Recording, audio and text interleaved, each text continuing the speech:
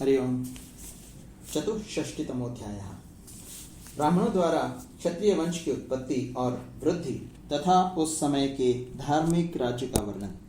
असुरों का जन्म और उनके भार से पीड़ित पृथ्वी का ब्रह्मा जी की शरण में जाना तथा ब्रह्मा जी का देवताओं को अपने अंश से पृथ्वी पर जन्म लेने का आदेश।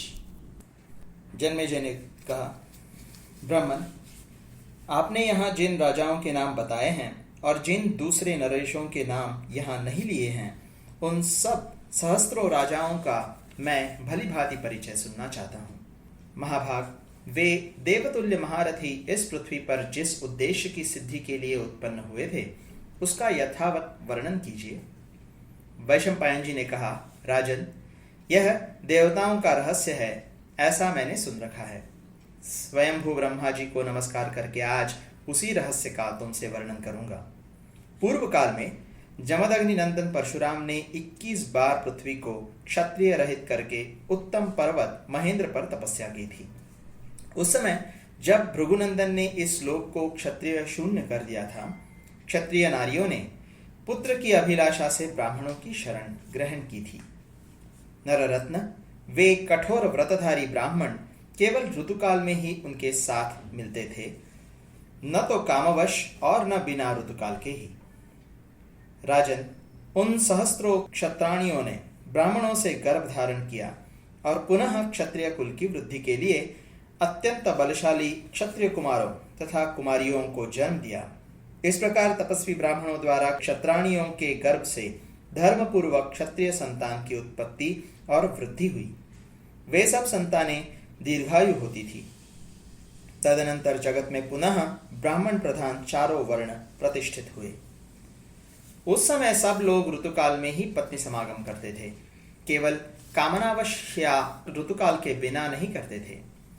इसी प्रकार पशु पक्षी आदि की योनि में पड़े हुए जीव भी ऋतुकाल में ही अपनी स्त्रियों से संयोग करते थे।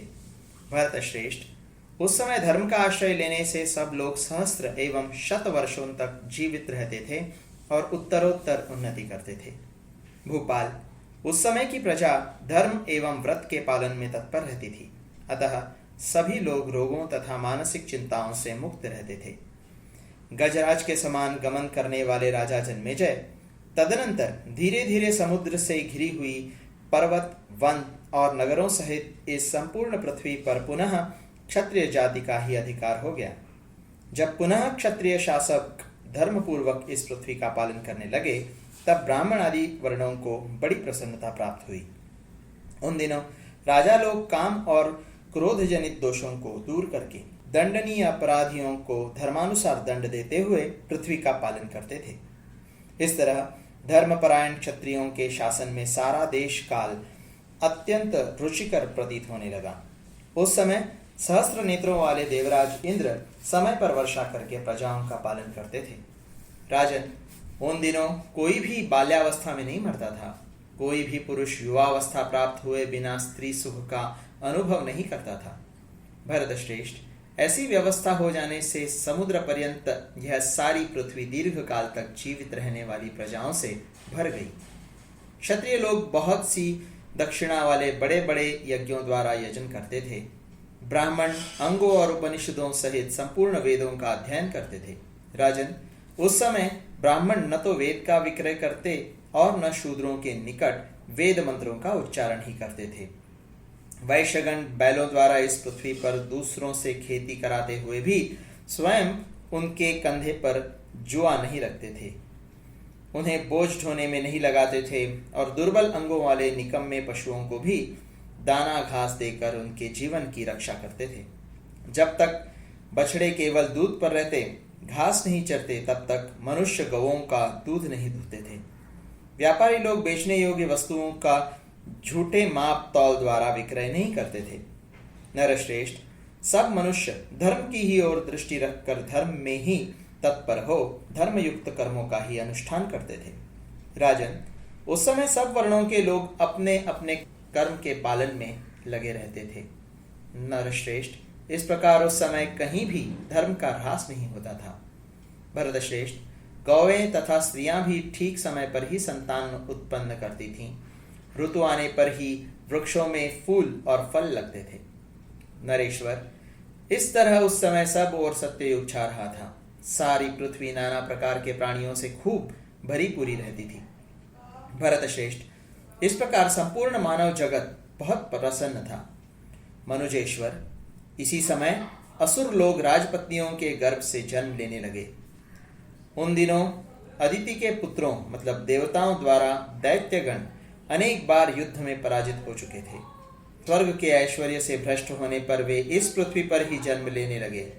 प्रभो, यहीं रहकर देवत्व प्राप्त करने की इच्छा से वे मनस्वी असुर भूतल पर मनुष्यों तथा भिन्न भिन्न प्राणियों में जन्म लेने लगे। राजेंद्र, गौओं, घोड़ों, गधों, ऊंटों, भैंसों, कच्चे मांस खाने वाले पशुओं, हाथियों और मृगों की योनि में भी यहाँ असुरों ने जन्म लिया और अभी तक वे जन्म धारण करते जा रहे थे। उन सबसे यह पृथ्वी इस प्रकार भर गई कि अपने आप को भी धारण करने में समर्थ न हो सकी। स्वर्ग से इस लोक में गिरे हुए तथा राजाओं के रूप में उत्पन्न हुए कितने ही दैत्य और दानव अत्यंत मद से उन्मत्त रहते थे। वे पराक्रमी होने के साथ ही अहंकारी भी थे।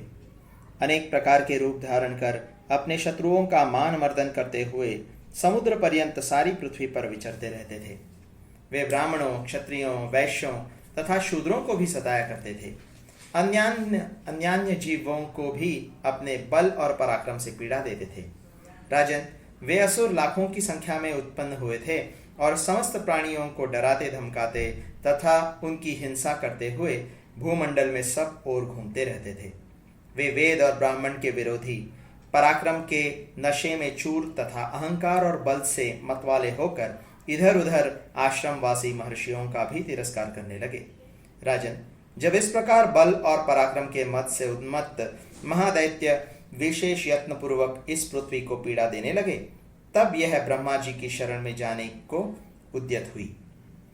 दानवों ने बलपूर्वक जिस पर अधिकार कर लिया था, पर्वतों और वृक्षों सहित उस पृथ्वी को उस समय कच्छप और दिग्गज आदि की संगठित शक्तियां तथा शेषनाग भी धारण करने में समर्थ न हो सके। महिपाल, तब असुरों के भार से आतुर तथा भय से पीड़ित हुई पृथ्वी संपूर्ण भूतों के पितामह भगवान ब्रह्मा जी की शरण में उपस्थित हुई। ब्रह्मलोक में जाकर पृथ्वी ने उन लोकद्रष्टा अविनाशी देव भगवान ब्रह्मा जी का दर्शन किया, जिन्हें महाभाग देवता, द्विज और महर्षि घेरे हुए थे। देवकर्म में संलग्न रहने वाले अप्सराएं और गंधर्व उन्हें प्रसन्नतापूर्वक प्रणाम करते थे। पृथ्वी ने उनके निकट जाकर प्रणाम किया। भारत, तदनंतर शरण चाहने वाली भूमि ने समस्त लोकपालों के समीप अपना सारा दुख ब्रह्मा जी से निवेदन किया। राजन, स्वयंभू ब्रह्मा सबके कारण रूप हैं, अतः पृथ्वी का जो आवश्यक कार्य था वह उन्हें पहले से ही ज्ञात हो गया था।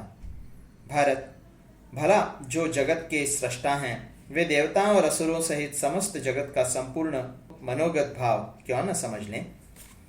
महाराज, जो इस भूमि के पालक और प्रभु हैं, सबकी उत्पत्ति के कारण तथा समस्त प्राणियों के अधीश्वर हैं, वे कल्याणमय प्रजापति ब्रह्मा जी उस समय भूमि से इस प्रकार बोले। ब्रह्मा जी ने कहा, वसुंधरे, तुम जिस उद्देश्य से मेरे पास आई हो उसकी सिद्धि के लिए मैं संपूर्ण देवताओं को नियुक्त कर रहा हूं। वैशंपायन जी कहते हैं, राजन, संपूर्ण भूतों की सृष्टि करने वाले भगवान ब्रह्मा जी ने ऐसा कहकर उस समय पृथ्वी को तो विदा कर दिया और समस्त देवताओं को यह आदेश दिया, देवताओं, तुम इस पृथ्वी का भार उतारने के लिए अपने अपने अंश से पृथ्वी के विभिन्न भागों में पृथक पृथक जन्म ग्रहण करो। वहां असुरों से विरोध करके अभीष्ट उद्देश्य की सिद्धि करनी होगी। इसी प्रकार भगवान ब्रह्मा ने संपूर्ण गंधर्वों और अप्सराओं को भी बुलाकर यह अर्थ साधक वचन कहा। ब्रह्मा जी बोले, तुम सब लोग अपने अपने अंश से मनुष्यों में इच्छानुसार जन्म ग्रहण करो। तदनंतर इंद्र आदि सब देवताओं ने देवगुरु ब्रह्मा जी की सत्य, अर्थ साधक और हितकर बात सुनकर उस समय उसे शिरोधार्य कर लिया। अब वे अपने अपने अंशों से भूलोक में सब ओर जाने का निश्चय करके शत्रुओं का नाश करने वाले भगवान नारायण के समीप वैकुंठ धाम में जाने को उद्यत हुए। जो अपने हाथों में चक्र और गदा धारण करते हैं, पीतांबर पहनते हैं, जिनके अंगों की कांति श्याम रंग की है, जिनकी नभि से कमल का प्रादुर्भाव हुआ है, जो देव शत्रुओं के नाशक तथा विशाल और मनोहर नेत्रों से युक्त हैं, जो प्रजापतियों के भी पति, दिव्य स्वरूप देवताओं के रक्षक, महाबली, श्री वत्स चिन्ह से सुशोभित, इंद्रियों के अधिष्ठाता तथा संपूर्ण देवताओं द्वारा पूजित हैं। उन भगवान पुरुषोत्तम के पास जाकर इंद्र ने उनसे कहा, प्रभु, आप पृथ्वी का शोधन मतलब भार हरण करने के लिए अपने अंश से अवतार ग्रहण करें।